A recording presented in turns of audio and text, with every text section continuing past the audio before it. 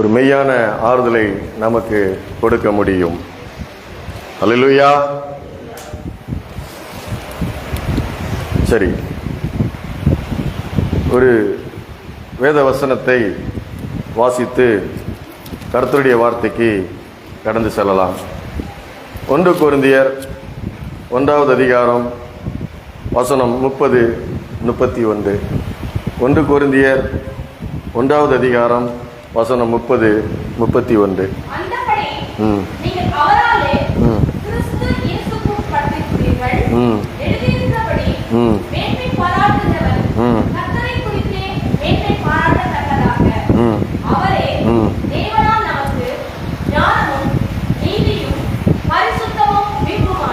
அல்லேலூயா.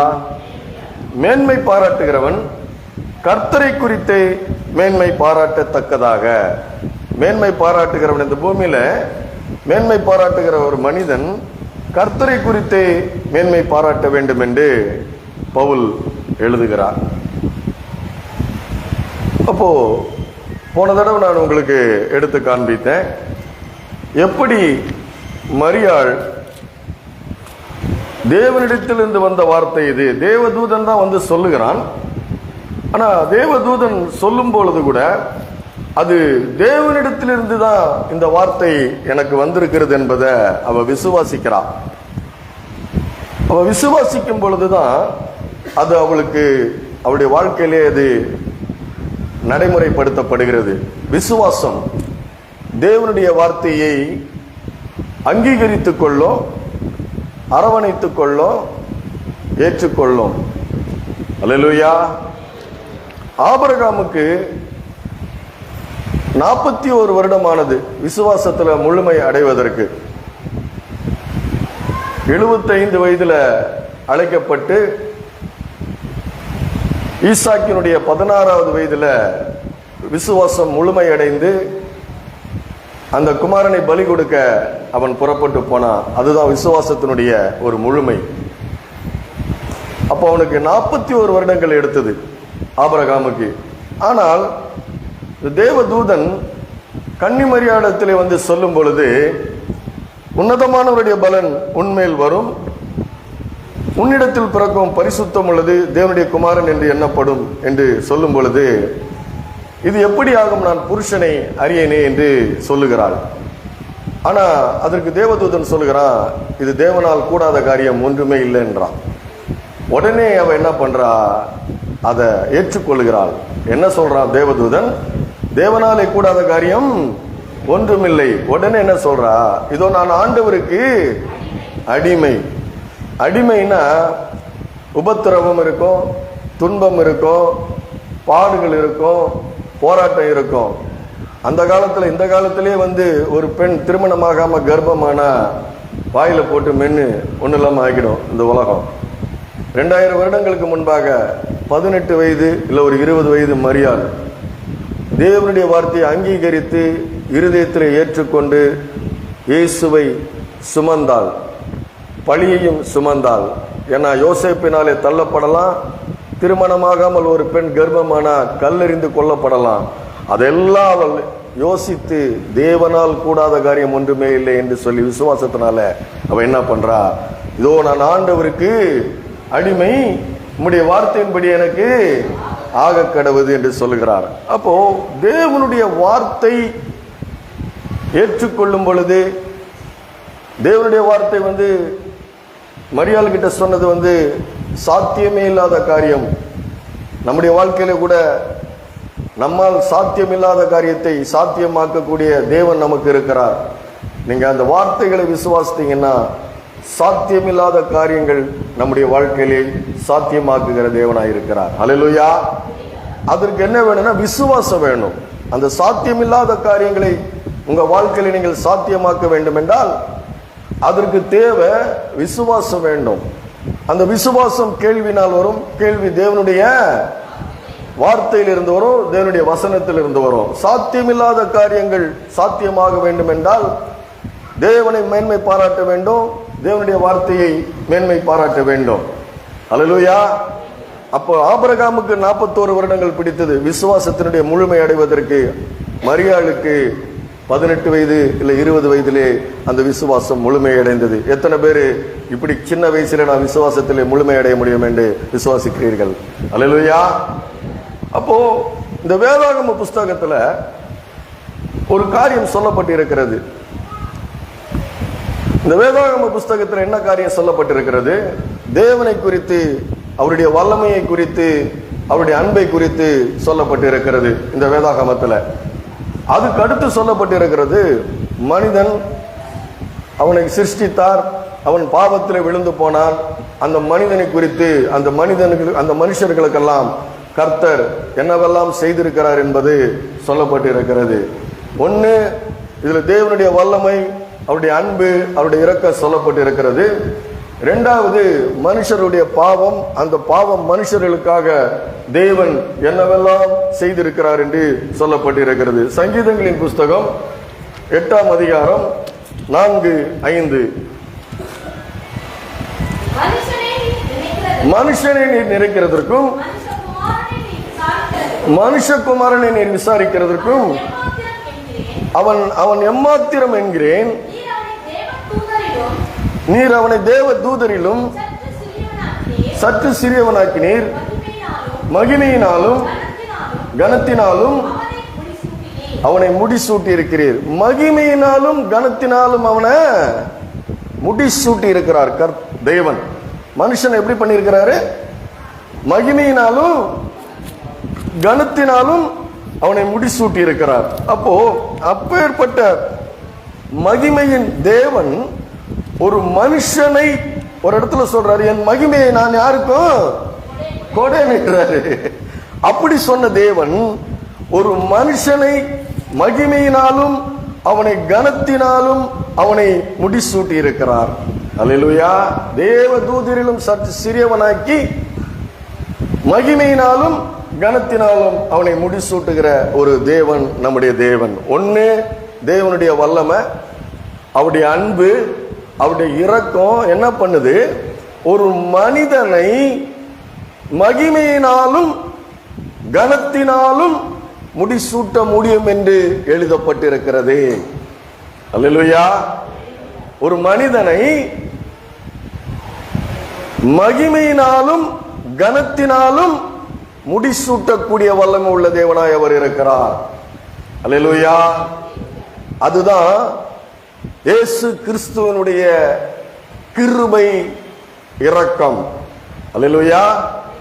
பாவத்திலே விழுந்து அக்கிரமத்திலே மரித்து தேவனுக்கு சத்துருவாயிருந்து, காணியாட்சிக்கு புறம்பாயிருந்து, உடன்படிக்கை இல்லாமல் இருந்து தேவனற்றிருக்கிற ஒரு மனுஷனை எடுத்து தேவன் மகிமையினாலும் கனத்தினாலும் முடிசூட்டக்கூடிய ஒரு வல்லமை உள்ளவர் என்பதை எத்தனை பேர் விசுவாசிக்கிறீங்க? அல்லேலூயா. அவர் நம்மை இப்படி மகிமையினாலும் கனத்தினாலும் முடிசூட்ட அவர் விரும்புகிறார். அதனாலதான் எபேசியருக்கு பவுல் எழுதும் பொழுது சொல்லுகிறார், 5 ஐஸ்வர்யத்தை குறித்து அவர் சொல்லுகிறார். எத்தனை ஐஸ்வர்யம்? 5 ஐஸ்வர்யம். அதை நீங்க தேடி படிங்க. என்ன நான் சொல்றேன்? முதல்ல கிருபையின் ஐஸ்வர்யம், இரண்டாவது மகிமையின் ஐஸ்வர்யம். இதெல்லாம் கர்த்தருடையது, இயேசுவினுடையது. ஒன்னு கிருபையின் ஐஸ்வர்யம், இன்னொன்னு மகிமையின் ஐஸ்வர்யம், இன்னொன்னு இரக்கத்தில் ஐஸ்வர்யம், இன்னொன்னு மகா மேன்மையின் ஐஸ்வர்யம், இன்னொன்னு அளவற்ற ஐஸ்வர்யம். அல்லேலூயா. மனுஷனுக்கு இவ்வளவு ஐஸ்வர்யங்களை கர்த்தர் கொடுக்க விரும்புகிறவராய் இருக்கிறார். எப்படி மரியாளுக்கு எப்பேற்பட்ட ஒரு பாக்கியத்தையும் ஒரு ஸ்லாக்கியத்தையும் அவர் கொடுத்தார்? அந்த விசுவாசத்துக்கு தான் கொடுத்தார். மரியாளுக்கு எதுக்கு கொடுத்தாரு?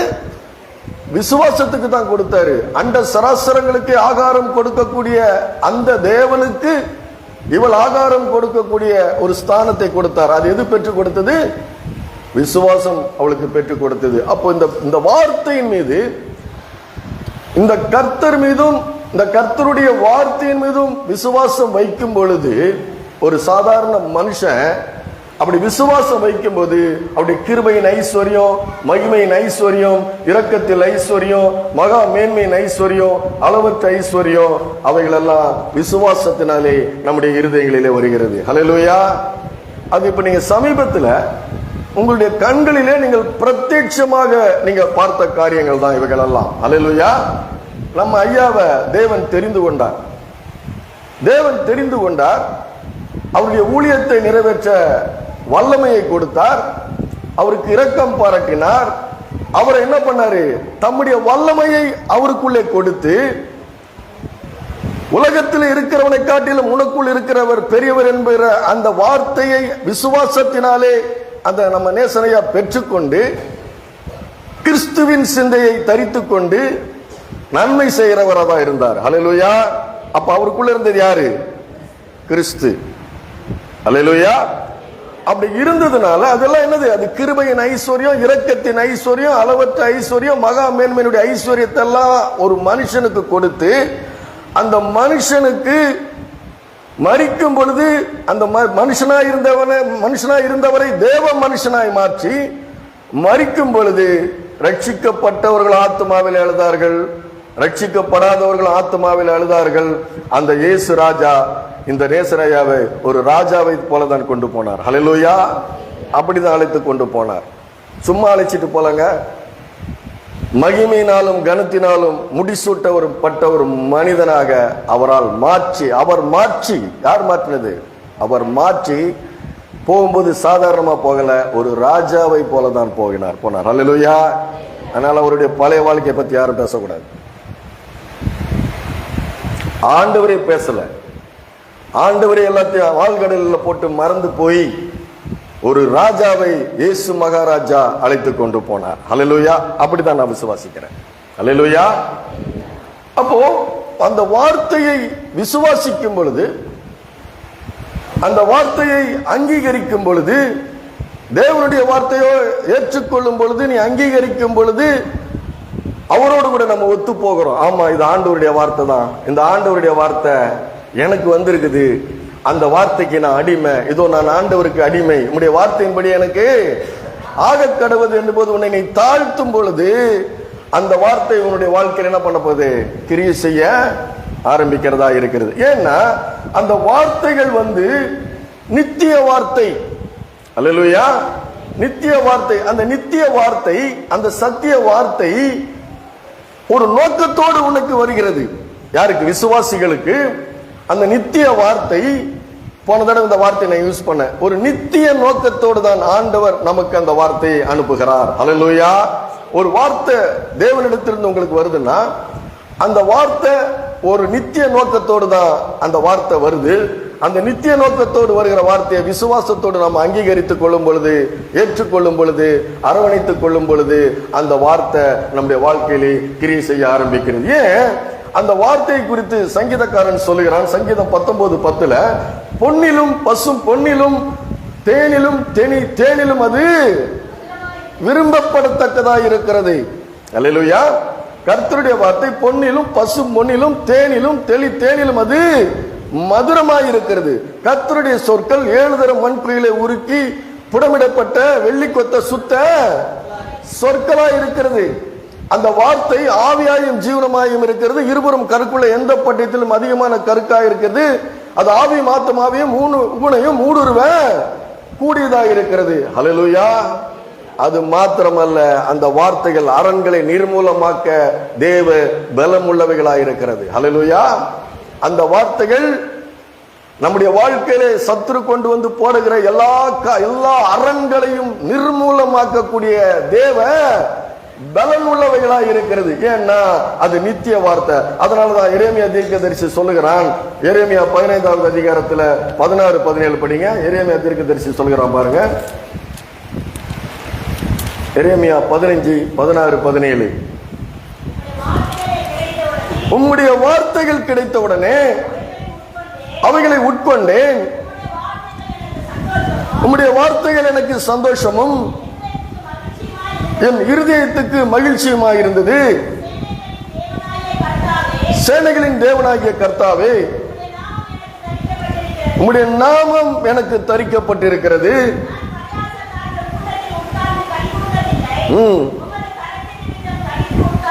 போதும். அவர் என்ன சொல்றான்? நான் பரியாசக்காரர் கூட்டத்தில் உட்கார்ந்து, அல்லேலூயா, கர்த்தருடைய வேதத்தில் பிரியமாயிருக்கிற மனுஷன் பாக்கியவான். எங்க களி கூறான் அவன்? தேவனுடைய வார்த்தையில் ஒரு மனுஷன் களி கூறான். தேவனுடைய வார்த்தை ஒரு மனுஷனை சந்தோஷிப்பிக்குது. வேதம் என்ன சொல்லுகிறது? உம்முடைய சகல பிரஸ்தாபங்களை பார்க்கலும் நீர் உம்முடைய வார்த்தையை மகிமைப்படுத்தி இருக்கிறாராம். அல்லேலூயா. தேவனை பற்றி சொல்லுது. தேவன் வானங்களை விரல்களால் விரித்தவர், நாசின் சுவாசத்தாலே விண்மீன்களை ஒளிரச் செய்தவர், அவருடைய சுவாசத்தாலே சர்வ சேனைகளும் சிருஷ்டித்து தீர்க்கப்பட்டது. அப்படிப்பட்ட ஒரு வல்லமை நிறைந்த அந்த தேவன் என்ன சொல்றாரா? அவருடைய சகல பிரஸ்தாபங்களை பார்க்கலாம் அவருடைய வார்த்தையை அவர் மகிமைப்படுத்தியிருக்கிறார். அப்ப அந்த வார்த்தையை உட்கொள்ள வேண்டிய வார்த்தை, பொன்னிலும் பசும் பொன்னிலும் விரும்பப்படத்தக்க வார்த்தை, தேனிலும் அது மதுரமாயிருக்கிற வார்த்தை, மண்குகையில 7 தரம் முறுக்கி புடமிடப்பட்ட சுத்த வெள்ளி கொத்த சொற்களாய் இருக்கிற வார்த்தை, ஆவியாயும் ஜீவனமாய் இருக்கிற வார்த்தை, அந்த வார்த்தை கிருபையினாலும் சத்தியத்தினாலும் நிறைந்தவரை நம் மத்தியிலே வாசம் பண்ணின அந்த வார்த்தை, ஆதிலே வார்த்தை இருந்தது, அந்த வார்த்தை தேவனிடத்தில் இருந்தது, அந்த வார்த்தை தேவனாய் இருந்தது என்று சொல்லப்பட்ட அந்த தேவனாய் இருக்கிற அந்த வார்த்தை, அப்பேற்பட்ட வார்த்தையை அவர் என்ன சொல்றாரு? எரேமியா தீர்க்கதரிசி, உம்முடைய வார்த்தைகள் கிடைத்த உடனே நான் என்ன பண்ணேன்? உட்கொண்டே. விழுங்கணும், முழுங்கணும். அல்லேலூயா.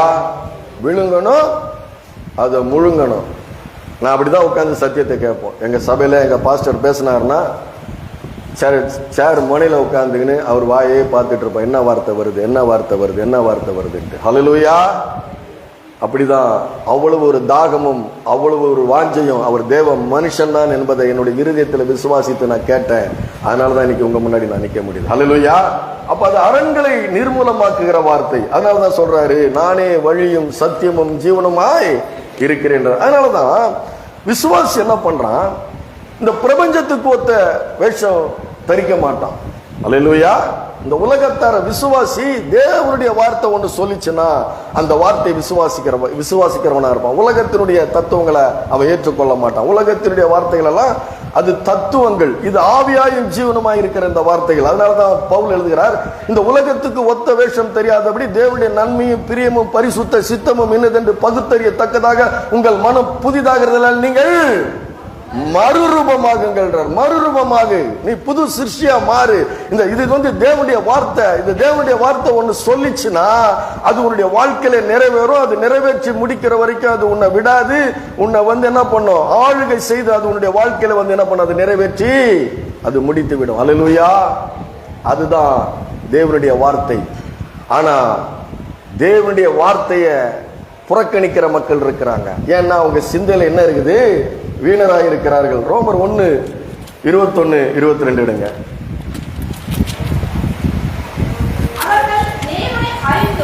அவர்கள் தேவனை அறிந்தும் அவரை தேவன் என்று மகிமைப்படுத்தாமலும் ஸ்தோத்தரியாமலும் இருந்து தங்களுடைய சிந்தைகளினாலே வீணரானார்கள். உணர்வில்லாத அவருடைய இருதயம் இருளடைந்தது. அவர்கள் தேவனை அறிந்தும் அவரை தேவன் என்று மகிமைப்படுத்தாமலும் ஸ்தோத்தரியாமலும் இருந்து தங்களுடைய சிந்தையிலே வீணனானார்கள். ஏன்? எதனால அவங்க வீணரானார்களா? எப்படி என்றால் அதுக்கு முன்னாடி வசனம் சொல்லுது, காணப்படாத அவருடைய நித்திய வல்லமை தேவத்துவம் என்பவர்களால்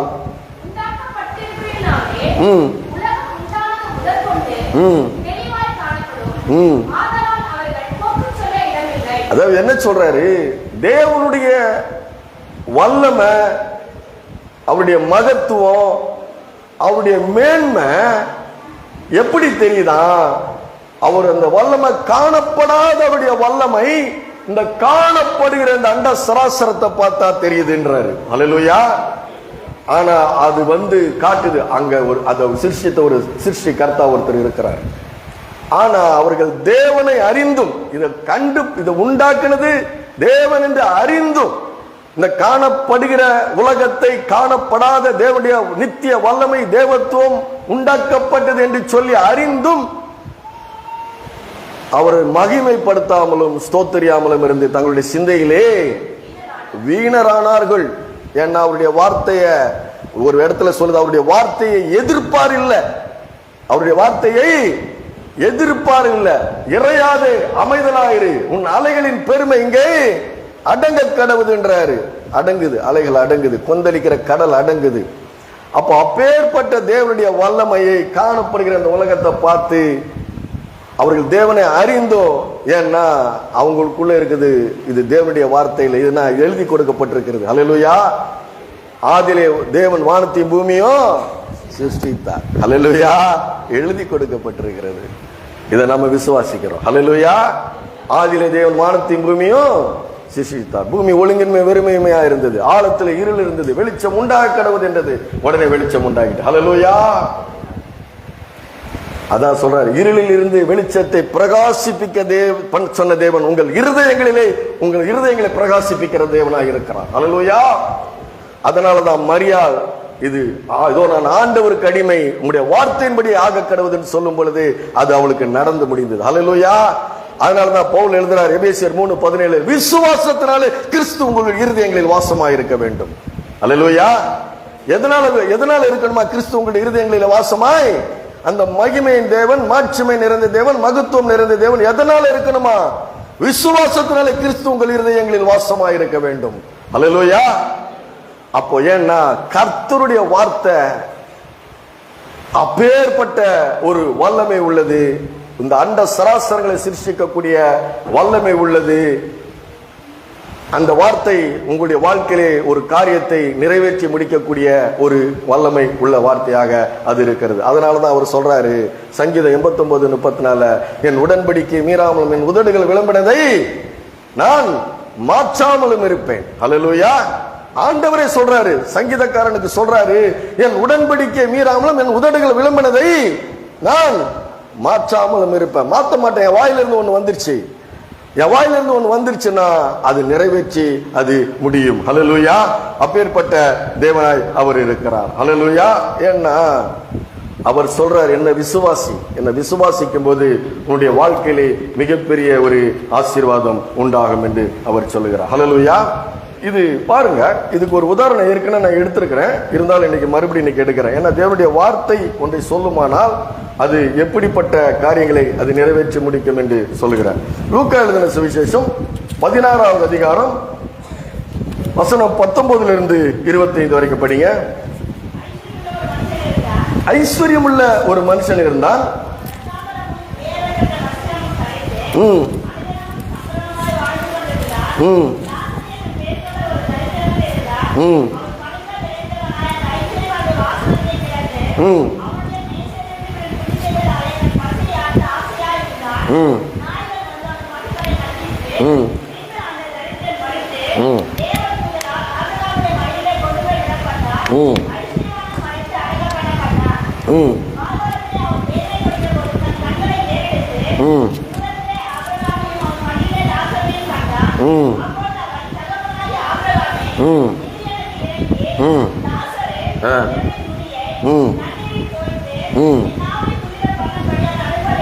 போதும் பாருங்க. 19வது வசனம் என்ன சொல்லுது? ஐஸ்வர்யம் உள்ள ஒரு மனுஷன் இருந்தான். அவன் இரத்தாம்பரமும் விலையேறப்பட்ட வஸ்திரமும் தரித்து அனுதினமும் சம்பரமாய் வாழ்ந்து கொண்டிருந்தான். முதல்ல ஐஸ்வர்யம் உள்ள ஒரு மனுஷன் இருந்தான். இரண்டாவது என்ன சொல்லப்பட்டிருக்கிறது? லாசரு என்னும் பேர் கொண்ட ஒரு தரித்திரனும் இருந்தான். பாருங்க, இது ஆண்டவர் இதை சொல்லுகிறார். ஆண்டவராகிய இயேசு என்ன சொல்லுகிறாரு? இந்த உதாரணத்தை அவர் சொல்லுகிறார். சொல்லிட்டு சொல்றாரு, 2 பேரும், ஒருத்த ஐஸ்வர்யவான், ஒருத்த தரித்திரன் லாசரு. ஆனா அவன் வியாதிப்பட்டவனா இருக்கிறான், பருக்கள் நிறைந்தவனா இருக்கிறான். அந்த ஐஸ்வர்ய வாசல் அருகே கிடந்து அவனுடைய மேஜில் இருந்து விழும் துணிக்கைகளாலே தன் பசியை ஆற்ற ஆசையாயிருந்தான். அப்போ தன்னுடைய வாசல்ல தன்னுடைய சகோதரன் ஒருவன், தன்னுடைய இனத்தான் ஒருவன் படுத்திருக்கிறான் என்றத கொஞ்சம் கூட அவனுக்கு என்ன இல்லை, அவனுக்கு அதை குறித்த ஒரு கரிசனை இல்லை. தன்னுடைய இனத்தான், அவனை இஸ்ரவேல் தேசத்தான், அவனும் தேவனுடைய பிள்ளை, உடன்படிக்கையின் மகன். இப்படிப்பட்ட ஒரு வேதனையில கிடந்து தன்னுடைய வாசலருக்கு கிடந்து இருக்கிறான் அப்படின்ற எந்த உணர்வும் இல்லாம அவன் என்ன பண்றான், அனுதினமும் சம்பிரமமாய் அவன் வாழ்ந்து கொண்டிருந்தான். ரத்தாமரமும் விலையேறப்பட்ட வஸ்திரமும் தரித்து அனுதினமும் சம்பிரமமா வாழ்ந்தானா அதை ஒரு நாளும் அவன் குறைத்துக் கொள்ளல, ஒரு நாளும் மற்றவர்களை பத்தி சிந்திக்கல, தன்னுடைய வாசல் அருகே ஒரு தரித்திரன் இருக்கிறானே அவனை பத்தி சிந்திக்கல, அவனுக்கு எந்த உதவியும் அவனுக்கு செய்யல. ஆனா இவன் தன்னை குறித்த ஒரு கரிசனையாய் அனுதினமும் ரத்தாம்பரமும் விலையேறப்பட்ட வஸ்திரமும் தரித்து சம்பிரமமாய் அவன் வாழ்ந்து வந்தான். 2 பேரும் மரிச்சு, ஒருத்தன் பாதாளத்துக்கு போகிறான், ஒருத்தன் ஆபிரகாமுடைய மடிக்கு போகிறான். ஆனா ஆபிரகாம் மடிக்கு போகிறத 2 பேருமே பார்க்கறாங்க. ஆபிரகாமும் பார்க்கிறாரு, இந்த தரித்து ஐஸ்வர்யவானும் பார்க்கறான். பார்த்துட்டு கேட்கறான், இந்த ஏழை லாசரு ஆபிரகாம் மடியில உட்கார்ந்து இருக்கிறத பார்த்துட்டு கேட்கறான், ஆபிரகாமை தகப்பனாகி ஆகிராம சொல்ல அவனுக்கு தெரியுது, என் தகப்பன் இவன் ஆபிரகாம், என்னுடைய முற்பிதான் ஆபிரகாம். அவனுக்கு என்ன தெரியுது, அவனுடைய சிந்தை என்ன செய்யுது, வேலை செய்யுது இல்ல, சிந்தனை இருக்குது. நரகத்தில் என்ன இருக்குது, சிந்தனை இருக்கு. நரகத்தில் என்ன இருக்கும், என்ன இருக்கும்? ஆண்டவர் சொல்கிறார், நரகம் இருக்கிறது, பாதாளம் இருக்கிறது, பரலோகம் இருக்கிறது. அங்க நீ செத்து, இங்க செத்து மண்ணில் அடக்கம் பண்ணப்படுறன்னு இல்ல, நீ உயிரோட தான் அங்கே இருக்கிற. நித்திய நரகாக்கினையில இருக்கிற. அந்த நித்திய நரகாக்கினையில இருக்கிற உனக்கு அங்க என்ன வேலை செய்து, உன்னுடைய சிந்தை வேலை செய்து. என்ன வேலை செய்து, என் சகோதரன் கீழே 5 பேர் இருக்கிறான், நான் இங்க நரகத்துல தண்ணி இல்லாம கஷ்டப்பட்டு இருக்கிறேன், விரலின் நுனியை தொட்டு ஒரு சொட்டு தண்ணிய நாக்கில வைங்க, நான் இங்க தாகமா இருக்கிறேன், வருத்தப்பட்டு இருக்கிறேன். அது மாத்திரமல்ல, என்னுடைய சகோதரன் 5 பேர் கீழே இருக்கிறான். சிந்தனை இருக்குது. அல்லேலூயா. எத்தனை பேர் சிந்தனை நம்மை கொண்டு கொண்டிருக்கிறது. இந்த பூமியில சிந்தனை நம்மை கொள்ளுதா இல்லையா? அல்லேலூயா. உள்ள விசாரப்படுதா இல்லையா, வேதனைப்படுதா இல்லையா? ஒரு வார்த்தை கொல்லுது, ஒரு மனுஷனை கொல்லுது. ஒரு சூழ்நிலை நம்முடைய மனதை பாடுபடுத்துகிறது, போராட்டக்களமாய் மாற்றுகிறது. சிந்தனை இருக்கிறது, அந்த சிந்தனைக்கு அழிவில்லை. அல்லேலூயா. அந்த சிந்தனைக்கும் அந்த ஆத்மாவுக்கும் ஒரு அழிவு கிடையாது.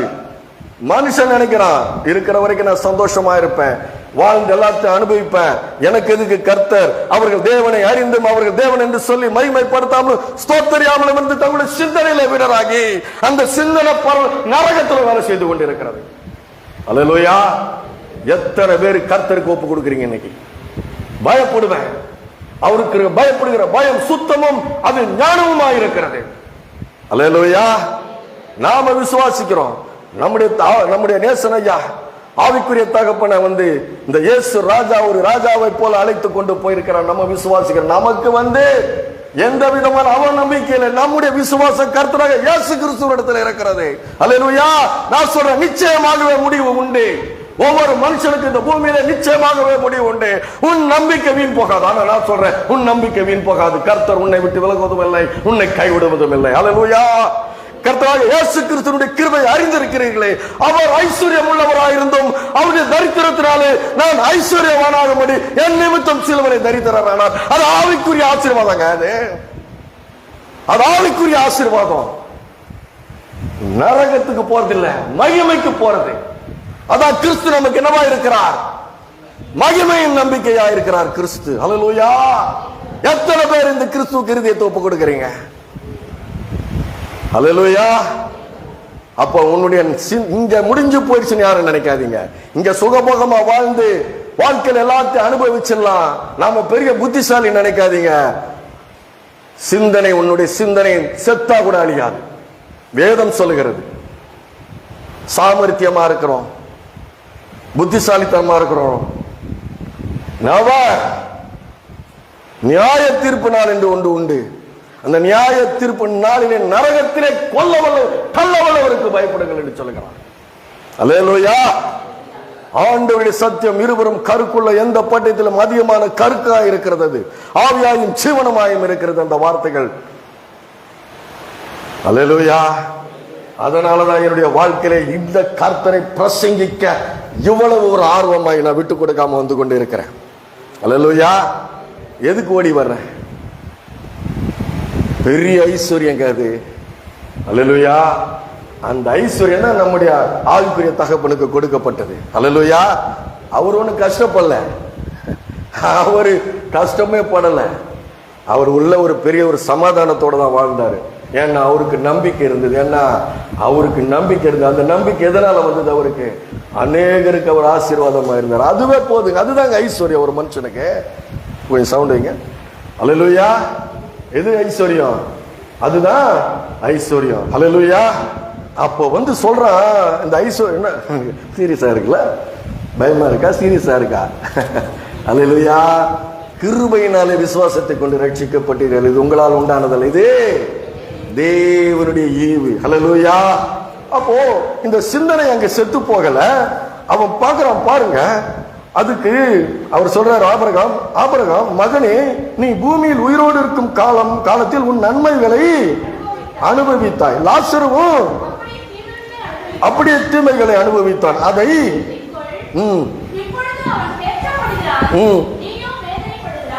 அதுக்கு உடனே அடுத்து என்ன பதில் சொல்றாருங்க? 27 வசனத்துல பாருங்க.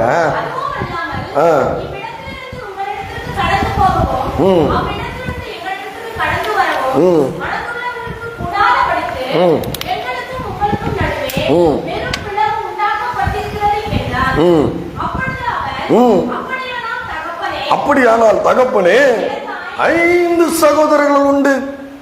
என்ன உண்டு? 5 சகோதரர்கள் உண்டு. அவர்களும்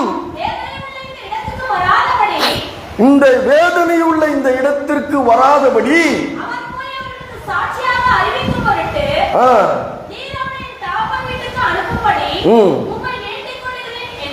மரித்து 2 பேரும் மரித்து, ஒருத்த நித்திய நரகாக்கினில இருக்கிறாங்க, ஒருத்த ஆபிரகாம் மடியில இருக்கிறான்.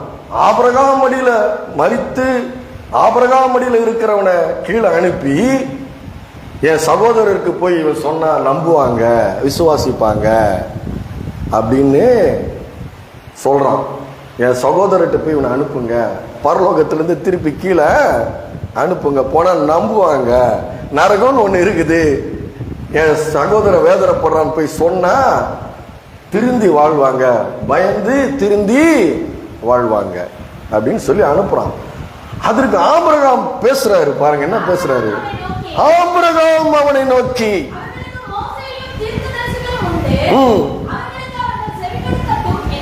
பாருங்க, அதுக்கு இயேசு சொல்றாரு, இந்த விளக்கத்தை சொல்றாரு. அங்க என்ன நடக்குது? அதற்கு ஆபிரகாம் அவனை நோக்கி, அவர்களுக்கு மோசேயும் தீர்க்கதரிசிகளும் உண்டு. பல ஆயிரம் வருஷத்துக்கு முன்பாக மரித்த ஆபிரகாம் பேசுகிறார். அல்லேலூயா. யார் பேசுறது? மரித்த ஆபிரகாம் பேசுகிறார். ஆனா அவர் மரித்தாரா? இல்ல, அங்க இருக்கிறார். அல்லேலூயா. அதனால ஆண்டவர் சொல்லுகிறார், நான் ஆபிரகாமின் தேவனும் ஈசாக்கின் தேவனும் யாக்கோபின் தேவனுமாயிருக்கிறேன், ஜீவன் உள்ளவர்களின் தேவனாயிருக்கிறேன். அல்லேலூயா. நானே வழியும் சத்தியமும் ஜீவனும் உள்ளவராயிருக்கிறேன். நம்ம ஜீவனுள்ள தேவனை ஆராதித்துக் கொண்டிருக்கிறோம். அல்லேலூயா. யார் ஆராதித்துக் கொண்டிருக்கிறோம்? ஆண்டவர் சொல்கிறார், நான் ஆபிரகாமின் தேவன், உயிரோடு இருக்கிறவருக்கு நான் தேவன், செத்தவங்களுக்கு இல்ல. அல்லேலூயா. செத்தவங்கன்னா ஆவிக்குரிய விஷயத்துல செத்தவங்களுக்கு சொல்றேன், சரீரத்தின்படி இல்ல. ஆவிக்குரிய விஷயத்துல தேவனை விசுவாசியாமல் மரித்து போயிருக்கிறவர்கள் தான் அவர்கள் செத்தவர்கள். நாம சொல்றாருல, ஆண்டவர் சொல்றாருல, என்னை விசுவாசிக்கிறவன் மரித்தாலும் உயிரோடு விசுவாசிக்கிறவன் என்னைக்கும் மரியாமலும் இருப்பான். என்னை விசுவாசிக்கிறவருடைய இருதயத்திலிருந்து ஜீவ தண்ணீர் உள்ள நதிகள் ஓடும். அல்லேலூயா. கிறிஸ்தவ விசுவாசம் என்பது, கிறிஸ்தவ வாழ்க்கை என்பது தேவனை மேன்மை பாராட்டுகிற வாழ்க்கை. அந்த இயேசுவை மேன்மை பாராட்டுகிற வாழ்க்கை. ஏன்னா அவர் ஜீவன் உள்ள தேவன். அவர் எனக்காக ஜீவனை விட்டவர். அவர் என் ஜீவனுக்காக அவர் ஜீவனை பதிலீடாக கொடுத்தவர். அவர் நான் நரகத்துக்கு போகாதபடி அவர் என்ன பண்றார்? நரகாக்கினையை அனுபவித்தவர், பாவத்தை சுமந்தவர். அதனாலதான் இயேசுவுக்கு இவ்வளவு மகிமை. அல்லேலூயா. அது மாத்திரமல்ல, அங்க என்ன சொல்றாரு? ஆபிரகாம் என்ன சொல்றாரு? அதற்கு மகனே, ஆபிரகாம் அவனை நோக்கி அவர்களுக்கு என்ன சொல்றாரு? என்ன சொல்றாரு? அவரங்க மோசேயும் தீர்க்கதரிசிகளும் உண்டு அவர்களுக்கு. அப்படின்னா மோசேனா என்ன?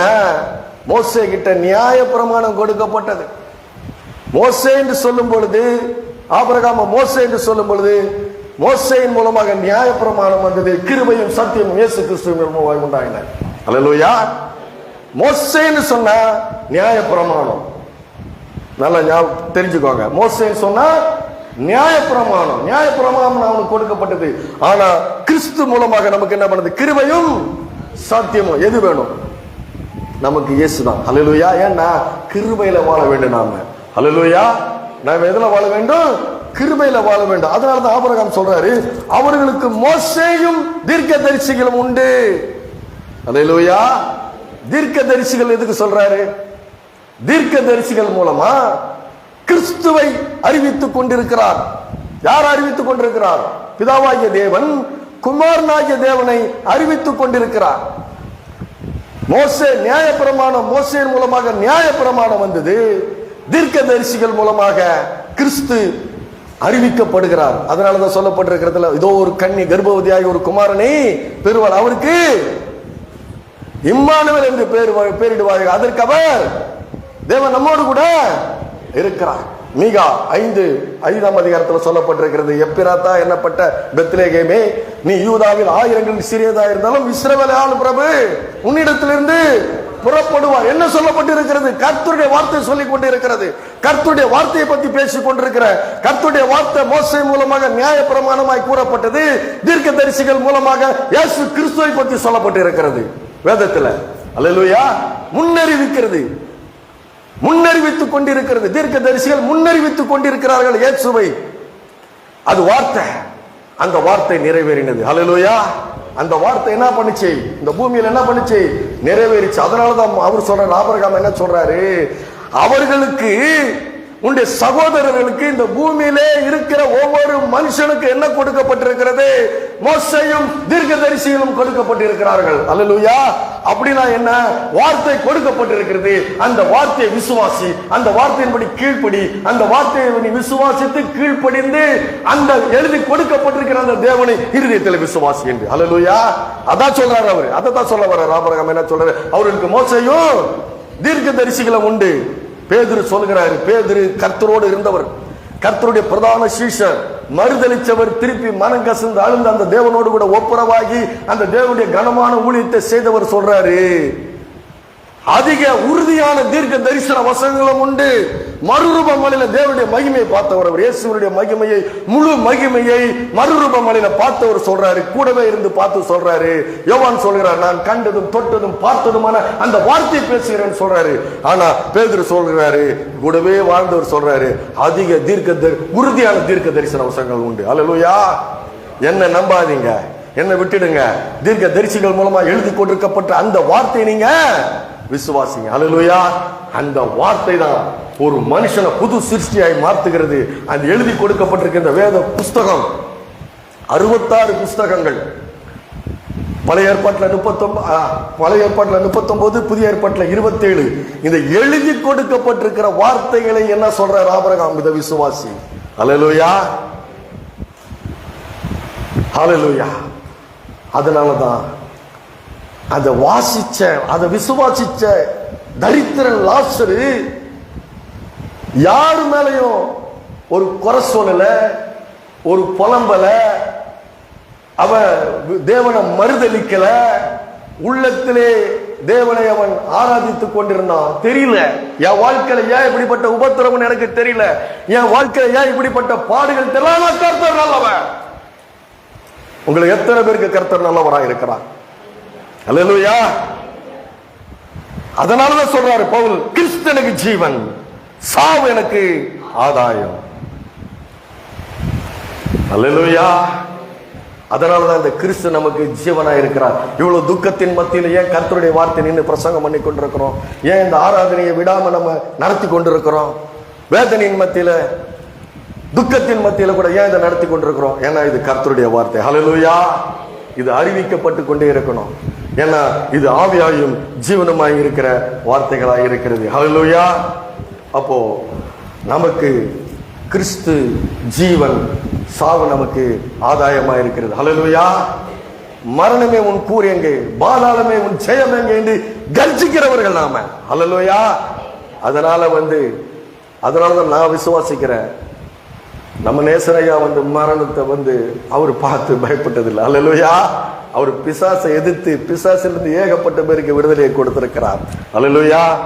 ஆனா நமக்கு ஒரு நம்பிக்கை இருக்குது, நமக்கு ஒரு திட நம்பிக்கை இருக்குது, நமக்கு ஒரு திட அஸ்திபாரம் இருக்கிறது, நமக்கு ஒரு கண்மலையான கிறிஸ்து இருக்கிறார். அல்லேலூயா. ஆகவே நான் உங்களுக்கு சொல்ற ஒரு காரியத்தை சொல்றேன், எது எப்படி இருந்தாலும் சரி, உங்களுடைய வாழ்க்கையிலே இந்த வார்த்தைகளுக்கு நீங்க முக்கியத்துவம் கொடுத்தீங்கன்னா நீங்க ஆபிரகாம் மடியில அது பரலோகத்துக்கு நீங்க போவீங்க. இந்த வார்த்தை விசுவாசித்தீங்கன்னா. அல்லேலூயா. நம்முடைய ஆவிக்குரிய தகப்பனாக இருக்கிற அவரும் எங்க போயிருக்காரு நமக்கு நல்லா தெரியும். அல்லேலூயா. நமக்கு உறுதியா தெரியும். ஏன்னா அவர் இயேசு கிறிஸ்துவை குறித்து தான் பிரசங்கித்தார். வேற எதுக்கு அவர் இங்கதான் உட்கார்ந்து இருப்பாரு. அவர் ராஜாவை போலதான் வாழ்ந்தார். எதுக்கும் எந்த சூழ்நிலையிலையும் அவர் தன்னை விட்டு கொடுக்கல. அல்லேலூயா. எது இருந்தாலும் சரி, எது இல்லைன்னாலும் சரி, இந்த இடத்துல அதை வெளியே காண்பித்து கொள்ளாதபடி ஒரு ராஜாவை போலதான் இங்க உட்கார்ந்தார். அவரை தான் எல்லாம் தேடி வந்தோம். அல்லேலூயா. உண்டா இல்லையா? நான் அவரை பத்தி மேல நின்று பேசுறதே கிடையாது. இன்னைக்கு பேசுறேன்னா அவர் மரித்ததுனால பேசுறேன். உயிரோடு இருக்கும்போது அவரை புகழ்ந்தனா அது வீண் புகழ்ச்சியா இருக்கும். அல்லேலூயா.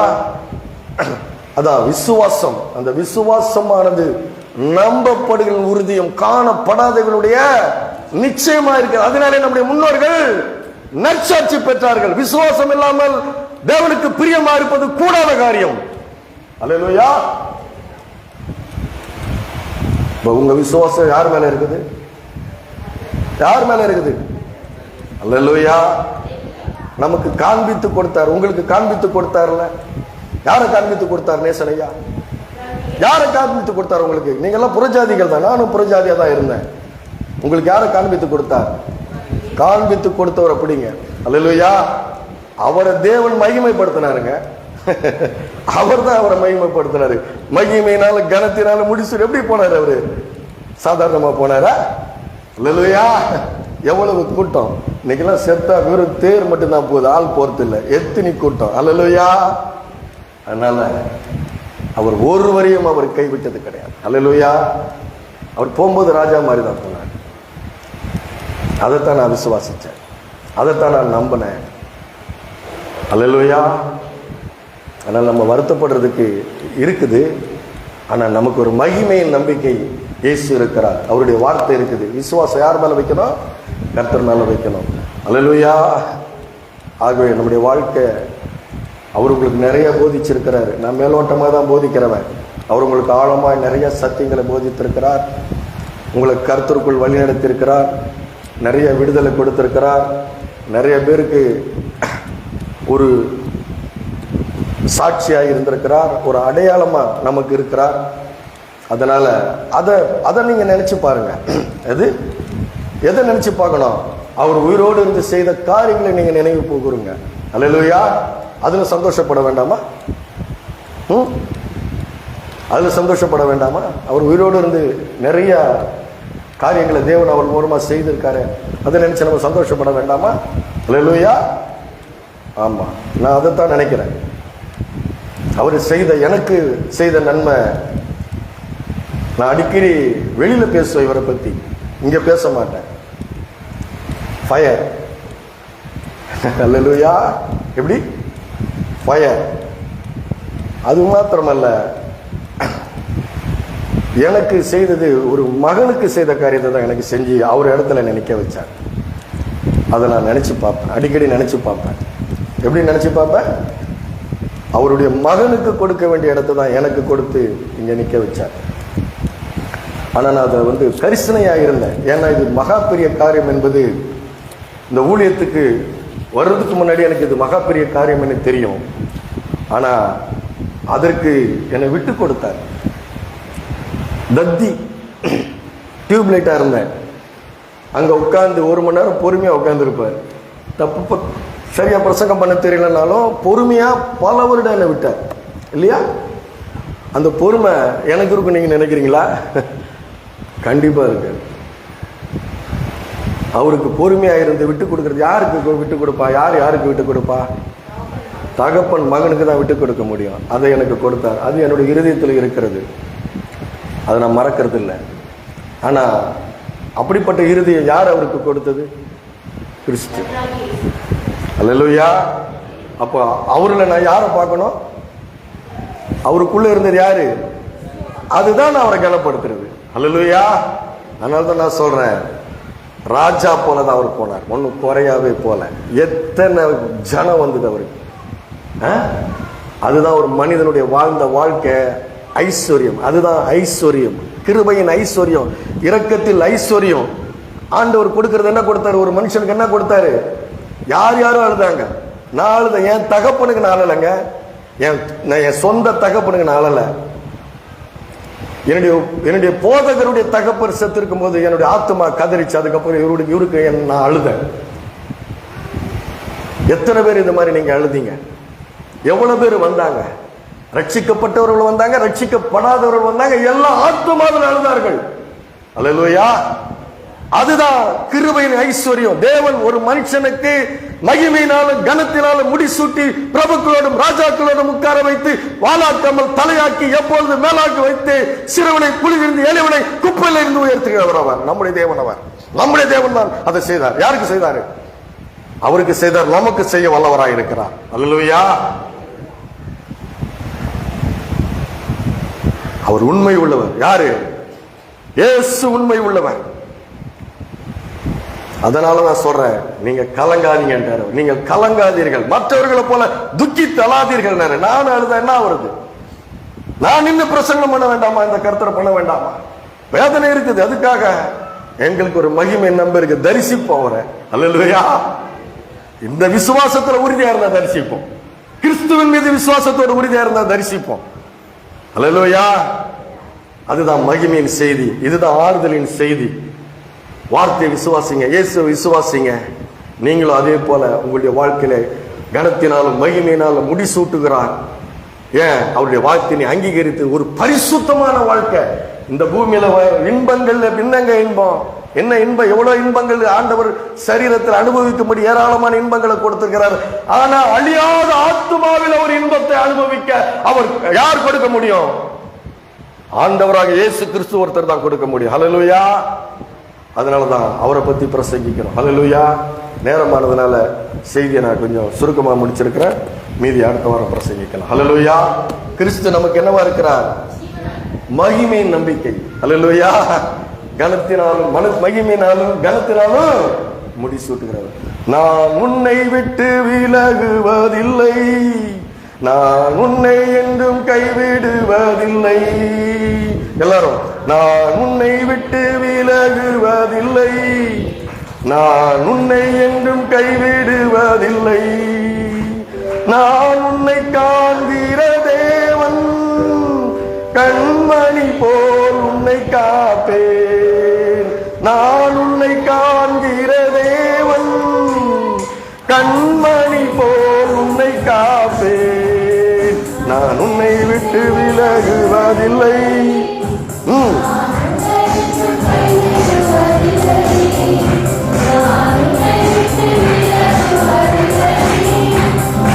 உன்னை என்றும் கைவிடுவதில்லை. பயப்படாதே நீ மனமே, நான் காத்திடுவேன் உன்னை தினமே. பயப்படாதே நீ மனமே, உன்னை காத்திடுவேன் உன்னை தினமே. அற்புதங்கள் நான் செய்திடுவேன், அற்புதங்கள் நான் செய்திடுவேன். உன்னை அதிசயமாய் நான் நடத்திடுவேன், உன்னை அதிசயமாய் நான் நடத்திடுவேன். நான் உன்னை விட்டு விலகுவதில்லை, நான் உன்னை என்றும் கைவிடுவதில்லை. உன்னை விட்டு விலகுவதில்லை, நான் உன்னை என்றும் கைவிடுவதில்லை. திகையாதே கலங்காதே மனமே, நான் உன்னுடன் இருக்க பயமே. திகையாதே கலங்காதே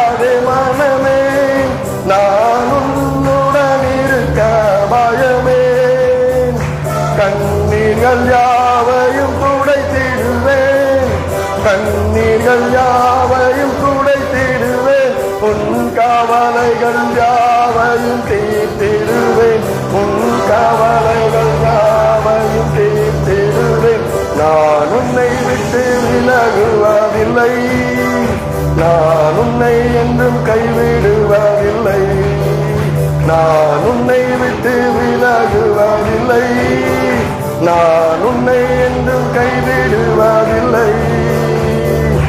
அனுதினம் என்னை தேடிடுவாய், நான் அழித்திடும் பலனை தேர்த்திடுவாய். அனுதினம் என்னை தேடிடுவாய், நான் அழித்திடும் பலனை தேர்த்திடுவாய். அத்திமரம் போல் செழித்திடுவாய், அத்திமரம் போல் செழித்திடுவாய். நான் ஆசையாய் உன்ன கனி கொடுப்பாய், நான் ஆசையாய் வாழ கனி கொடுப்பாய். நான் உன்னை விட்டு விலகுவதில்லை, நான் உன்னை என்றும் கைவிடுவதில்லை, நான் உன்னை விட்டு விலகுவதில்லை, நான் உன்னை என்றும் கைவிடுவதில்லை. நீதியின் வலக்கரத்தாலே உன்னை தாங்குவேன் நான் அன்பினாலே, நீதியின் வலக்கரத்தாலே நான் தாங்குவேன் நான். ஆவியில் நீயும் ஜெபித்திடுவாய், ஆவியில் நீயும் ஜெபித்திடுவாய். தினம் அல்லேலூயா என்றே ஆர்ப்பரிப்பாய், தினம் அல்லேலூயா என்றே ஆர்ப்பரிப்பாய். நான் உன்னை விட்டு விலகுவதில்லை, நான் உன்னை விட்டு விலகுவதில்லை, நான் உன்னை என்றும் கைவிடுவதில்லை.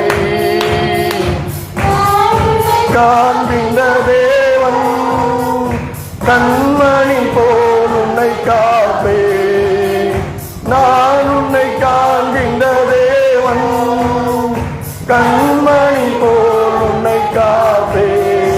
நான் உன்னை விட்டு விலகுவதில்லை, நான் உன்னை என்றும் கைவிடுவதில்லை, நான் உன்னை விட்டு விலகுவதில்லை, நான் உன்னை என்றும் கைவிடுவதில்லை. காண்கின்ற தேவன் கண்மணி போல் உன்னை காப்பே, நான் உன்னை காண்கின்ற தேவன் கண்மணி போல் உன்னை காப்பே.